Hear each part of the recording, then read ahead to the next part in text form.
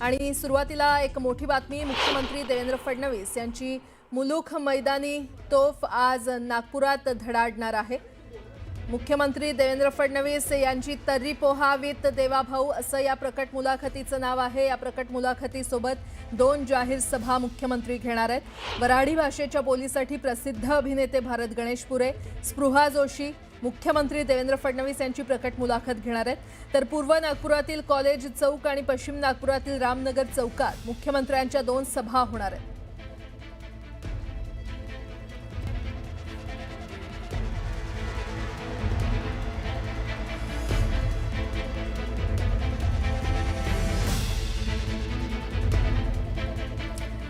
ठाण्यात मुख्यमंत्री देवेंद्र फडणवीसांची मुलाखत पार पडली आणि यावेळी त्यांनी ठाकरे बंधूंवर जोरदार निशाणा साधला। कुणीही ब्रँड म्हणून आमच्या समोर उभं राहिलं तर आम्ही त्यांचा बँड वाजवल्याशिवाय थांबणार नाही असं म्हणत नाव न घेता फडणवीसांनी ठाकरे बंधूंना टोला लगावलाय। तर महाराष्ट्रात ब्रँड फक्त हिंदू हृदय सम्राट बाळासाहेब ठाकरेच असल्याचं मुख्यमंत्री म्हटलंय।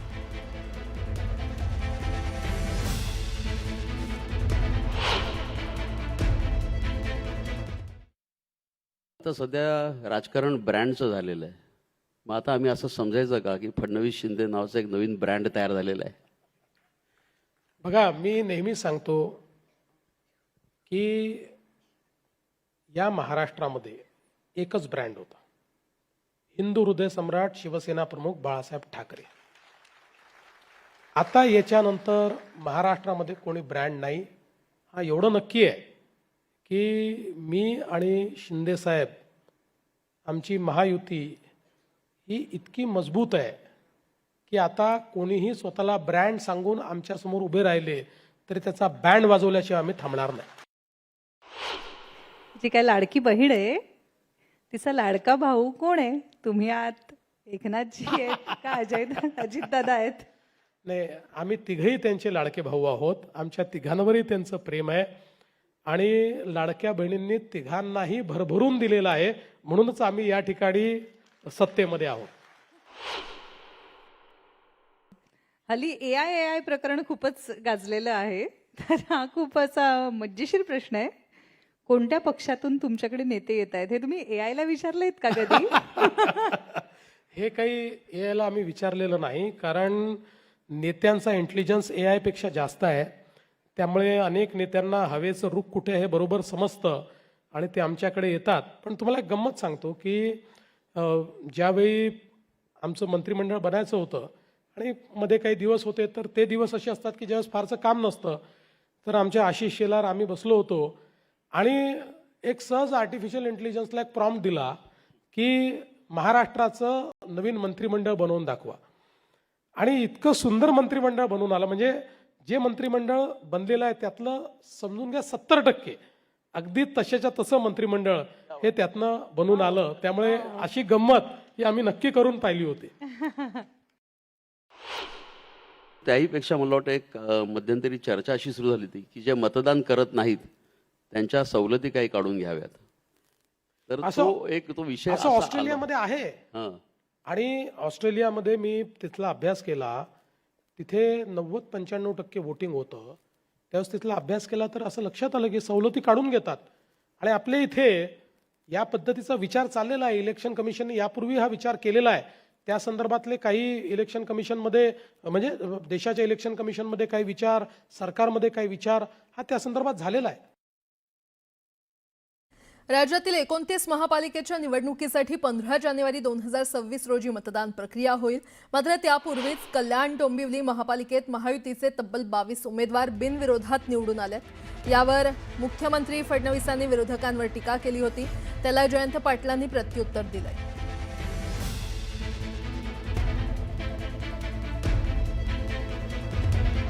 यावेळी तर तुम्ही कमालच केली, सुरुवातीला चौकार मारला, 4 नगरसेवक बिनविरोध धुळ्यामध्ये तुम्ही निवडून आणले।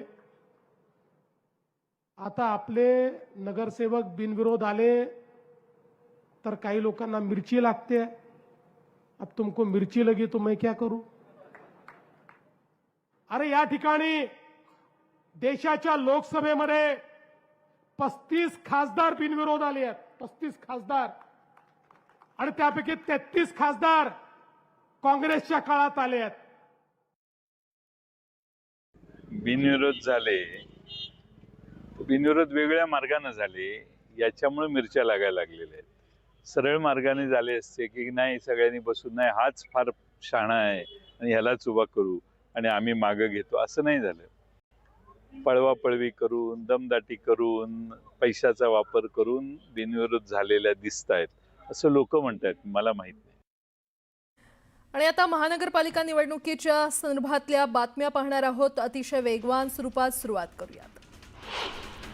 पनवेलमध्ये मंत्री पंकजा मुंडेंकडून जोरदार शक्तीप्रदर्शन करण्यात आलं. भाजपा आणि महायुतीतर्फे उमेदवारांना पाठिंबा देण्यासाठी पंकजा मुंडेंच्या नेतृत्वात रोड शोचं आयोजन कळंबोलीमध्ये करण्यात आलं होतं. यावेळी या प्रचार रॅलीमध्ये भाजपा आमदार प्रशांत ठाकूर यांच्यासह उमेदवार आणि कार्यकर्ते मोठ्या संख्येनं उपस्थित होते. आमदार महेश लांडगे यांनी केलेल्या आरोपांच्या दुसऱ्याच दिवशी अजित पवारांनी पिंपरी चिंचवडच्या मैदानात शड्डू ठोकलाय. शहरात दिवसभर मॅरेथॉन बैठका आणि सभांचं आयोजन अजित पवारांकडून करण्यात आलंय. संध्याकाळी 10 वाजेपर्यंत अजित पवार पिंपरी चिंचवड शहरातच आहेत. दरम्यान लांडगेंच्या आरोपाला काय उत्तर ते देणार हे पाहणं महत्त्वाचं ठरणार आहे. भाजपचं काँग्रेसीकरण झालंय हे चांगलं आहे अशी टीका काँग्रेसचे आमदार विश्वजित कदम यांनी केली आहे. काँग्रेसच्याच उमेदवारांना घेऊन तिकीटं दिली आहेत, त्यामुळे भाजपनं आत्मपरीक्षण करावं असा सल्ला देखील विश्वजित कदम यांनी दिलाय. पुण्यात राष्ट्रवादीचाच महापौर होईल असं मोठं विधान शशिकांत शिंदे यांनी केलंय. भाजप विरोधात लढण्यासाठी आम्ही एकत्र लढण्याचा योग्य वेळी निर्णय घेतलाय.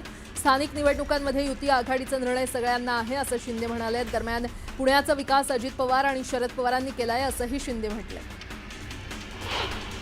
जळगाव महापालिकेच्या सार्वत्रिक निवडणुकीचा प्रचार चांगलाच रंगात आला असून शहरात राजकीय रणधुमाळी सुरू झाली आहे. प्रभाग क्रमांक 15 मध्ये मंत्री गिरीश महाजनांचे स्वीय सहाय्यक निवडणूक रिंगणात उतरले आहेत. यावेळी महायुतीकडून जोरदार शक्तीप्रदर्शन करण्यात आलं. जळगाव महापालिकेच्या निवडणुकीत भाजपला धक्का देणारी बंडखोरी समोर आली आहे. भाजपचे माजी स्थायी सभापती जितेंद्र मराठे यांनी प्रभाग क्रमांक 13 मधून अपक्ष उमेदवारी अर्ज दाखल केला आहे. भाजपकडून उमेदवारी न मिळाल्यानं त्यांनी महायुतीतील राष्ट्रवादी काँग्रेसचे अधिकृत उमेदवार प्रफुल्ल देवकरांच्या विरोधात निवडणूक रिंगणात उतरले आहेत. भाजपनं मराठ्यांना 2 दिवसात आपली भूमिका स्पष्ट करण्याचे आदेश दिले.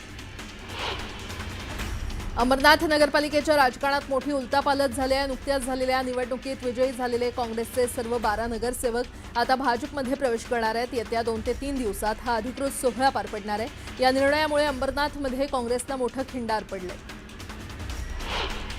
सोशल मीडियावर देवाभाऊ नंबर 1 ट्रेंड सुरू आहे. पालिका निवडणुकीत देवाभाऊ ट्रेंडिंगवर असल्याचं पाहायला मिळतंय. दोन्ही राष्ट्रवादीच्या उमेदवाराच्या प्रचारासाठी उपमुख्यमंत्री अजित पवार पुण्यामध्ये ठाण मांडून बसले आहेत. मात्र शरद पवार पक्षाच्या खासदार सुप्रिया सुळे अद्यापही पुण्यातील उमेदवारांच्या प्रचारात दिसत नाहीयेत. त्यामुळे सुप्रिया सुळे प्रचारातून गायब असल्याचं चित्र पाहायला मिळतंय. याबद्दल अजित पवार यांना प्रश्न विचारला असता त्यांनी मिश्किल वक्तव्य केलं. पवार काका पुतण्यास सेल्फ गोल करण्यात पटाईत असल्याची टीका ओबीसी आंदोलक लक्ष्मण हाके यांनी केली. पुण्यातील निवडणुकीसंदर्भात ते बोलत होते. यावेळी बोलताना त्यांनी अजित पवार यांच्यावर थेट निशाणा साधला. वरळीच्या कोळीवाड्यात उपमुख्यमंत्री एकनाथ शिंदे यांचा रोड शो पार पडला. युतीच्या उमेदवाराच्या प्रचारासाठी एकनाथ शिंदेंनी रोड शो काढला. आदित्य ठाकरेंच्या मतदारसंघात शिंदेंकडून जोरदार शक्तीप्रदर्शन करण्यात आलं. कोल्हापूरमध्ये प्रचारात एक वेगळाच रंग पाहायला मिळतोय. पारंपरिक राजकारणाला लोककलेची शाहिरीची जोड देत थेट शाहीर दिलीप सावंत आपल्या लेकीसह निवडणुकीच्या रणांगणात उतरले आहेत. शाहीर दीप्ती जाधव या कोल्हापुरात आम आदमी पार्टीकडून निवडणूक लढवत आहेत. मुंबई भाजपचे अध्यक्ष अमित साटम यांनी वोट जिहादचा आरोप केलाय. मुंबईतील मालवणी, मालाड, मढ, कुर्ला आणि चांदिवलीत मुस्लिमांची लोकसंख्या कशी काय वाढली असा सवाल करत बांगलादेशी आणि रोहिंग्यांची घुसखोरी होत असल्याचा आरोप साटम यांनी केलाय. राष्ट्रवादीचे नेते नवाब मलिक यांनी अमित साटम यांच्या आरोपांना उत्तर दिलंय. साटम दिशाभूल करत असल्याचा आरोप मलिक यांनी केलाय. पहिल्यांदा शेख हसीना यांना भारतातून बाहेर काढावं, त्यांच्यामुळे बांगलादेशमध्ये हिंदू अडचणीत असल्याची टीका मलिक यांनी केली आहे. भिवंडीमध्ये महायुतीकडून मुख्यमंत्र्यांच्या उपस्थितीत विजय संकल्प सभेचं आयोजन करण्यात आलं होतं. अनेक लोकांना वर्षानुवर्ष संधी दिली, मात्र त्यांनी विकास केला नाही अशी टीका मुख्यमंत्री फडणवीसांनी या सभेतून केली. भिवंडीच्या विकासासाठी निधी कमी पडू देणार नाही. जेवढा प्रस्ताव मनपा महापौर पाठवतील तेवढा निधी मंजूर केला जाईल असं आश्वासन यावेळी मुख्यमंत्री फडणवीसांनी दिलं. आंदेकर कुटुंबातील उमेदवारांच्या प्रचारासाठी अजित पवार मैदानात उतरले आहेत. उपमुख्यमंत्री अजित पवारांच्या सभेदरम्यान आंदेकर परिवारातील काही सदस्य मंचावर दिसून आले. नवी मुंबईसाठी मनसे शिवसेना उबाठा पक्षाच्या युतीकडून संयुक्तरित्या जाहीरनामा प्रसिद्ध करण्यात आलाय. या जाहीरनाम्याला कर्तव्यनामा असं नाव देण्यात आलं. ठाकरे बंधूंच्या संयुक्त मुलाखतीचा पहिला टीझर समोर आलाय. पहिल्यांदाच ठाकरे बंधूंची एकत्र मुलाखत होणार असून भ्रष्टाचाराच्या गोष्टी फडणवीसांनी करूच नयेत अशा शब्दात राज ठाकरे यांनी फडणवीसांवर हल्लाबोल केला. मुंबई महानगरपालिकेसाठी राष्ट्रवादीनं जाहीरनामा प्रसिद्ध केलाय. सुनील तटकरे, अब्दुल सत्तार आणि रुपाली चाकणकरांच्या उपस्थितीमध्ये हा जाहीरनामा प्रकाशित करण्यात आलाय. हीच ती वेळ घड्याळाच्या नावानं जाहीरनामा प्रसिद्ध करण्यात आला.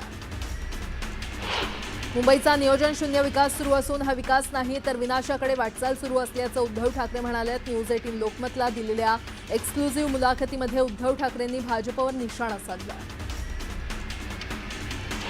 कोल्हापुरात काँग्रेसनं महापालिका निवडणुकीसाठी जाहीरनामा प्रसिद्ध केलाय. त्यामध्ये अनेक विषयांना प्राधान्य देण्यात आलंय तर विद्यार्थ्यांसाठी मोफत KMT बस सेवेची घोषणाही केलेली आहे. या काँग्रेसच्या जाहीरनाम्यावर भाजपनं जहरी टीका केली आहे.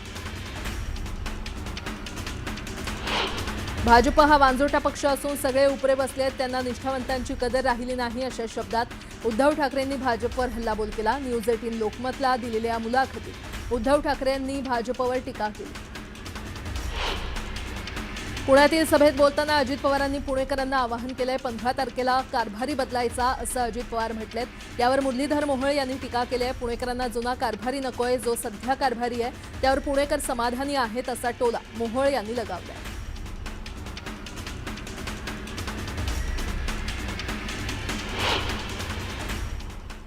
आणि आता एक मोठी आणि दुःखद बातमी. भारताचे ज्येष्ठ पर्यावरण शास्त्रज्ञ, पश्चिम घाट तज्ज्ञ समितीचे अध्यक्ष आणि निसर्गप्रेमी डॉक्टर माधव गाडगीळ यांचं अल्पशा आजारानं निधन झालंय.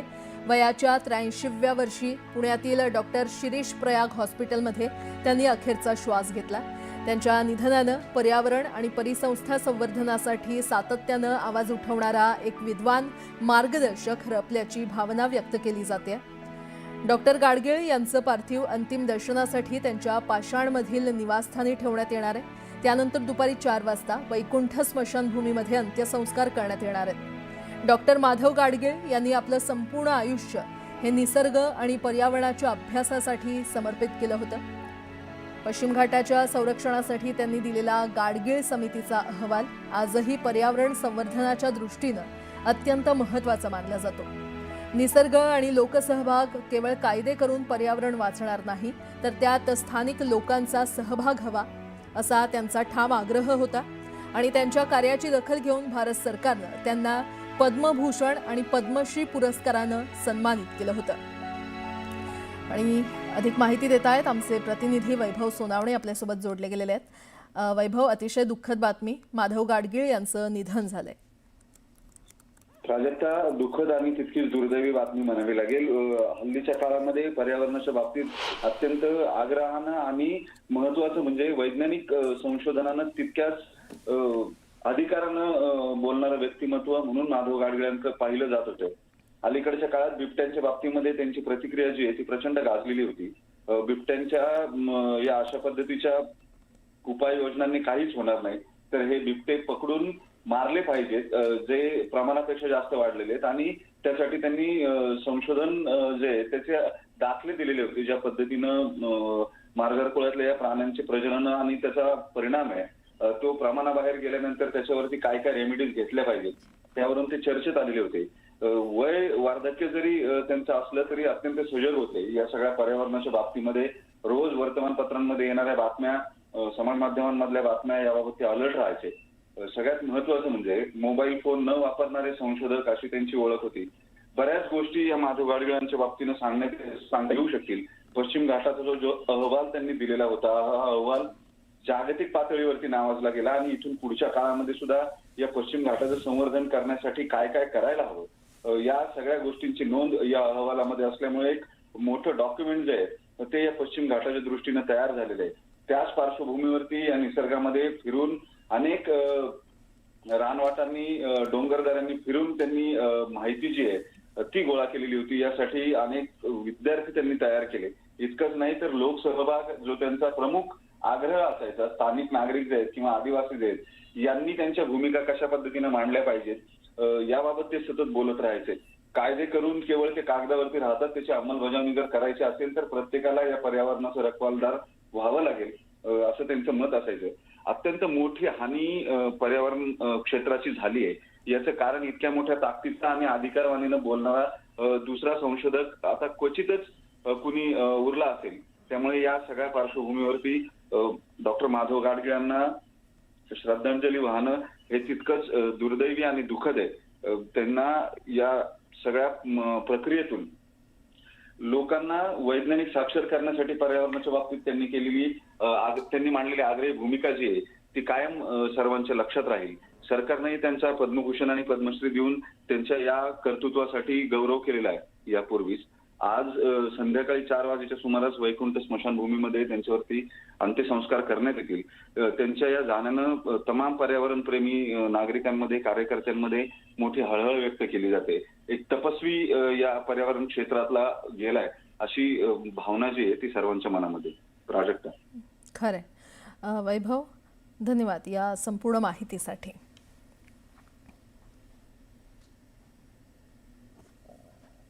आणि आता एक राजकीय बातमी.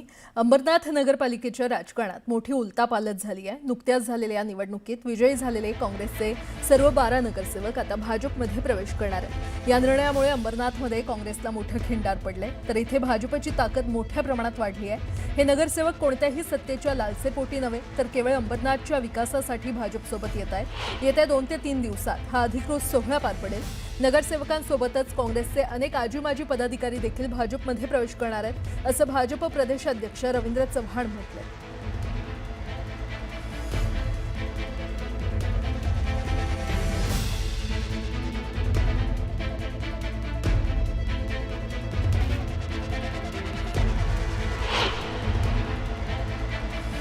सर्व नगरसेवक जे आहेत ते नगरसेवक हे भारतीय जनता पार्टीमध्ये आणि त्यांच्याबरोबर असणारे सर्व पदाधिकारी जे आहेत ते पदाधिकारी सर्वच्या सर्व पदाधिकारी हे सर्व भारतीय जनता पार्टीमध्ये प्रवेश केले.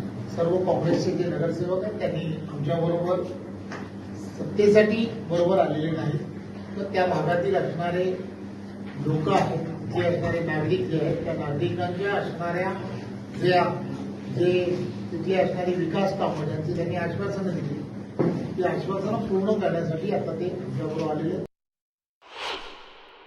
लोकांच्या दलानुसार आम्ही त्यांना विकास आघाडीला पाठिंबा दिला होता, पण आमच्या प्रदेशाध्यक्षांना असं की सपा साहेबांना काहीतरी डिसाईड केलं गेलं आणि त्यांनी आमचं कुठलंही कारणाला नोटीस न बजावता, कोणालाही विश्वासात न घेता फक्त निलंबनाची कारवाई केली आणि पक्षातून पदासहित आम्हाला निलंबित केलं. मग जर आम्ही विकासासाठीच आम्ही विचार शहराचा केलेला आहे, पार्टी लेवल हा होता, पण पार्टीने आम्हाला विश्वासात न घेता आमच्यावर कारवाई केली. पुन्हा एकदा बातम्या वेगवान स्वरूपात. जळगाव महापालिका निवडणुकीच्या पहिल्या प्रशिक्षण वर्गाला दांडी मारणाऱ्या कर्मचाऱ्यांविरोधात सरकारनं कडक पावलं उचलली आहेत. प्रशिक्षणाला अनुपस्थित राहिलेल्या 99 कर्मचाऱ्यांपैकी समाधानकारक कारण न दिल्यानं 61 कर्मचाऱ्यांना महापालिका आयुक्त ज्ञानेश्वर ढेरेंनी कारणे दाखवा नोटीस बजावली आहे. भारतीय जनता पार्टीनं समृद्धी महामार्गासारख्या रस्त्याच्या प्रकल्पाच्या माध्यमातून 13,000 कोटी रुपयांचा काळा पैसा गोळा केला. महापालिका निवडणूक आणि नगरसेवक बिनविरोध निवडून आणायचं काम सुरू केलं जात आहे, असा आरोप माजी खासदार राजू शेट्टी यांनी केला आहे. एमआयएमचे नेते इम्तियाज जलील यांच्या वाहनावर हल्ला करण्यात आला. छत्रपती संभाजीनगरमध्ये इम्तियाज जलील यांच्या वाहनावर हल्ला झाला. या हल्ल्यानंतर कार्यकर्त्यांमध्ये हाणामारी झाली. दरम्यान पोलिसांनी हस्तक्षेप करून सौम्य लाठीचार्ज करत जमाव पांगवला. इम्तियाज जलील यांच्या विरोधात कार्यकर्ते आक्रमक झाले. इम्तियाज जलील बायजीपुरा इथे आले असता नागरिकांनी काळे झेंडे दाखवले. पैसे घेऊन तिकीट दिल्याचा आरोप करण्यात आला. या घटनेनंतर असुद्दीन ओवैसी यांनी जलील यांची भेट घेतली. चंद्रपुरात महसूल मंत्री चंद्रशेखर बावनकुळे यांच्या प्रचार सभेमध्ये पुन्हा एकदा भाजप बंडखोरांनी गोंधळ घालण्याचा प्रयत्न केला. भाजप कार्यकर्ता मनोज पोतराजे यांनी त्यांच्या समर्थकांसह बावनकुळे यांच्या प्रचार सभेमध्ये घुसण्याचा प्रयत्न केला, मात्र पोलिसांनी पोतराजेंना अडवलं. ठाण्यामध्ये शिवसेनेचे नाराज माजी नगरसेवक भूषण भोईर यांनी बंडखोरी करत अपक्ष उमेदवारी अर्ज दाखल केला आहे, तर त्यांच्या पत्नी सपना भोईर यांना शिवसेनेकडून उमेदवारी देण्यात आली आहे. त्यामुळे ठाण्यातील ही लढत रंगतदार ठरते. भाजपा उमेदवार शिल्पा सांगोरे प्रभाग क्रमांक 17 मधून निवडणुकीच्या रिंगणात आहेत. शिल्पा सांगोरे घरोघरी जाऊन प्रचार करत असून मतदारांना साथ घालत त्यांनी निवडणूक जिंकण्याचा विश्वास व्यक्त केलाय. जळगावात आतापर्यंत 12 नगरसेवक बिनविरोध निवडून आल्यानं राजकीय वर्तुळात आरोप प्रत्यारोप सुरू झाले. शहरातील नागरी समस्यांवर मात्र कुठेही ठोस चर्चा होताना दिसत नाहीये. गटार, रस्ते, पथदिवे आणि स्वच्छता यासारख्या मूलभूत सुविधांचा बोजवारा उडाल्यानं नागरिकांमध्ये तीव्र नाराजी आहे. कोल्हापूरच्या प्रभाग क्रमांक 8 मध्ये भैया खेडकर या सर्वसामान्य उमेदवारानं प्रचाराला सुरुवात केली आहे. पायात साधी चप्पल आणि साधं राहणीमान यामुळे ते लोकांना आपलेसे वाटतायत. काँग्रेसनं त्यांना उमेदवारी दिली असून ते राहत असलेल्या भागातील झोपडपट्टी स्मार्ट करण्यासोबतच प्रभागाचा विकास करण्याचा निश्चय त्यांनी केला. ठाणे शहराला लागून असलेल्या नवी मुंबईतील दिघा आणि चिंचपाडामधून चांदणी चौगुले आणि शुभम चौगुले दोघे भाऊ-बहीण शिवसेनेकडून निवडणूक लढवत आहेत. दोन्ही बहीण भावांनी जोरदार प्रचाराला सुरुवात केली आहे. 9 महिन्याच्या गर्भवती महिलेला काँग्रेसनं कोल्हापुरात उमेदवारी दिली आहे. सध्या आरोग्य सांभाळत त्यांचा प्रचार सुरू आहे. पोटातलं बाळ सुद्धा राजकारणाचे धडे गिरवत असून ज्यावेळी ते जन्माला येईल त्यावेळी नव्या विजनचं कोल्हापूर पाहिल असा विश्वास उमेदवार गीतांजली हवालदार यांनी व्यक्त केला. धनशक्तीच्या विरोधात जनशक्तीची आमची ही लढाई आहे असा ठाम निर्धार ज्येष्ठ वैद्यकीय व्यावसायिक डॉक्टर अवधूत चौधरी यांनी व्यक्त केला. चौधरी यांची सून रुपाली चौधरी निवडणुकीच्या रिंगणात उतरली आहेत. ठाकरेंच्या शिवसेनेचे नेते सचिन आहेर भांडूप क्रमांक 114च्या उमेदवार राजोल पाटील यांच्या प्रचारात सहभागी झाले. यावेळी राजोल पाटील यांनी विकासाचं विजन मांडलं. पनवेल महानगरपालिका हद्दीतील तळोजा परिसरात भारतीय जनता पक्षानं जोरदार शक्ती प्रदर्शन करत निवडणूक प्रचाराची सुरुवात केली आहे. भाजपचे नेते प्रीतम म्हात्रे यांच्या नेतृत्वाखालील उमेदवारांच्या प्रचाराला सुरुवात झाली आहे.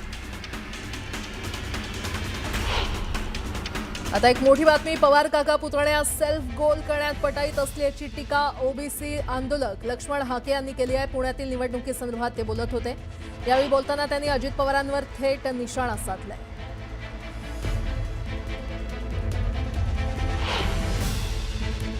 काल परवा अजितदादा पवार म्हणाले की झालं गेलं गंगेला मिळालं. जे भाजपा गंगेचं शुद्धीकरण करू पाहते, पवित्रीकरण करू पाहते, त्याच शुद्ध पवित्र गंगेमध्ये पवार फॅमिलीसारखी गटारगंगा जर मिसळत असेल तर भाजपच्या मूळ कार्यकर्त्यांना कुणाकडे बघायचं. अजून एक मी तुम्हाला सांगतो, महाराष्ट्रामधला विरोधक हा जवळजवळ संपुष्टात आणलेला आहे सत्ताधारी वर्गाला. कारण भाजपाबरोबर युती कुणाची आहे? अजितदादा पवारांची. अजितदादा पवारांबरोबर युती कुणाची आहे? शरद पवारांची. शरद पवारांबरोबर युती कुणाची आहे? काँग्रेसची. काँग्रेसबरोबर युती कुणाची आहे? शिवसेनेची. परत काँग्रेसबरोबर युती कुणाची आहे? वंचितची. अरे मग विरोधात राहिलं कोण? हे सर्कल पूर्ण होतंय. कल्याण डोंबिवली महापालिका निवडणुकीसाठी मतदानाला अवघे काही दिवस शिल्लक आहेत आणि अशातच ठाकरेंना मोठा धक्का बसलाय. रामचंद्र माने उर्फ भीमा यांनी खासदार श्रीकांत शिंदेंच्या उपस्थितीमध्ये शिंदेंच्या शिवसेनेत प्रवेश केलाय. शिवसेना उबाठाचे अधिकृत उमेदवार असताना त्यांनी शिवसेना उमेदवाराला बिनशर्त पाठिंबा जाहीर केलाय आणि त्यामुळे केडीएमसीची निवडणूक एकतर्फी झाली आहे. तर उद्धव ठाकरेंना हा मोठा धक्का बसलाय.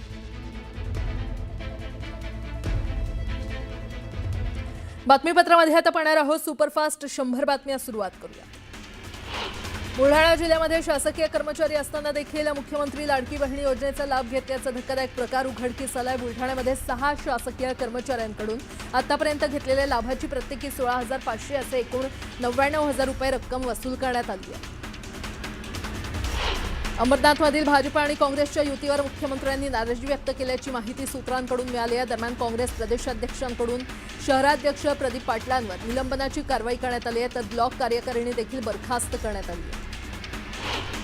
अकोट नगर परिषदेमध्ये सत्ता स्थापन करण्यासाठी भाजप एमआयएमची युती झाली आहे. या युतीवरून एमआयएमचे नेते युसुफ पुंजाजी यांनी भाजपवर गंभीर आरोप केले असून एमआयएमच्या उमेदवारांना विश्वासात न घेता ही युती केल्याचा आरोप त्यांनी केला.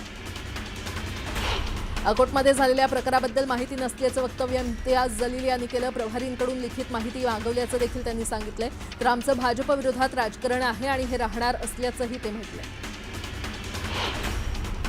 हार्बर मार्गावर प्रवासी संख्येतील वाढ आणि नवी मुंबई आंतरराष्ट्रीय विमानतळामुळे निर्माण होणारी वाहतूक व्यवस्था लक्षात घेता मध्य रेल्वेनं एसी लोकल पुन्हा सुरू करण्याचा निर्णय घेतलाय. हा प्रस्ताव मुख्यालयाकडे पाठवण्यात आला असून मंजुरी मिळाल्यास येत्या 1.5 महिन्यात एसी सेवा सुरू होण्याची शक्यता आहे. राज्यात 15 नोव्हेंबरपासून हमीभावानं सोयाबीन खरेदी सुरू झाली आहे. यंदाच्या हंगामात 18.50 लाख टन खरेदीचं उद्दिष्ट केंद्र सरकारनं दिलंय. मात्र खरेदी केंद्रांवर सोयाबीन खरेदीची प्रक्रिया कासव गतीनं सुरू आहे. तर गेल्या 1.5 महिन्यात फक्त 5 लाख टन खरेदी झाली आहे. राज्यातील प्रत्येक जिल्हा परिषद केंद्र शाळेवर एक क्रीडा शिक्षक नेमण्याला राज्य सरकारनं हिरवा कंदील दाखवलाय. यानुसार 4,860 नवीन पदांची निर्मिती होणार आहे. लोकलमधून फुकट प्रवास करणाऱ्या प्रवाशांविरोधात मध्य आणि पश्चिम रेल्वेनं एप्रिल ते डिसेंबर 2025 दरम्यान मोहीम राबवली होती. या 9 महिन्यांमध्ये 21,54,000 फुकट्या प्रवाशांवर कारवाई करण्यात आली आहे. त्यांच्याकडून 96 कोटींचा दंड वसूल करण्यात आला. मध्य रेल्वेनं या आर्थिक वर्षात 5.71 कोटी टन मालवाहतुकीची उल्लेखनीय कामगिरी केली असून आर्थिक वर्ष 2025-26 दरम्यान क्लिंकर, कांदा आणि लोह खनिज यांच्या मालवाहतुकीच्या आकडेवारीत लक्षणीय वाढ झाली आहे. यासह सिमेंट, कंटेनर, पेट्रोलियम उत्पादनं यांची वाहतूक केली. तर गेल्या आर्थिक वर्षाच्या तुलनेत यावर्षी 98% कांदा वाहतुकीत वाढ झाली आहे.